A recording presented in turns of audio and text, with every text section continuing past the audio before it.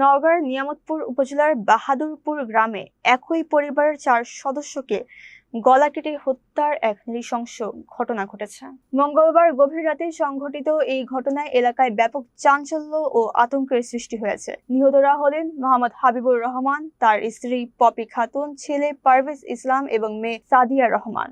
স্থানীয় সূত্রে জানা যায়, বুধবার ভোরে হাবিবুর রহমানের বাবা নমির হোসেন ঘরের সামনে রক্ত দেখতে পেয়ে ভেতরে প্রবেশ করেন। এর সময় তিনি বিছানার চাদর দিয়ে ঢাকা অবস্থায় পরিবারের 4 সদস্যের গলা কাটা মরদেহ দেখতে পান। খবর পেয়ে পুলিশ ও স্থানীয় প্রশাসন ঘটনাস্থলে পৌঁছে মরদেহ উদ্ধার করে। প্রাথমিকভাবে ধারণা করা হচ্ছে, গভীর রাতে দুর্বৃত্তরা ঘরে প্রবেশ করে ধারালো অস্ত্র দিয়ে এই হত্যাকাণ্ড ঘটিয়েছে। তবে হত্যার সুনির্দিষ্ট কারণ এখনো নিশ্চিত হওয়া যায়নি। পুলিশ জানিয়েছে, পারিবারিক বিরোধ বা পূর্ব শত্রুতার বিষয়গুলো মাথায় রেখে তদন্ত শুরু হয়েছে। জড়িতদের দ্রুত শনাক্ত ও গ্রেফতারে পুলিশের বিশেষ অভিযান অব্যাহত রয়েছে। মর্মান্তিক এই ঘটনায় পুরো এলাকায় শোকের ছায়া নেমে এসেছে। এলাকাবাসী ঘটনার রহস্য উদ্ঘাটন ও দোষীদের দৃষ্টান্তমূলক শাস্তির দাবি জানিয়েছেন।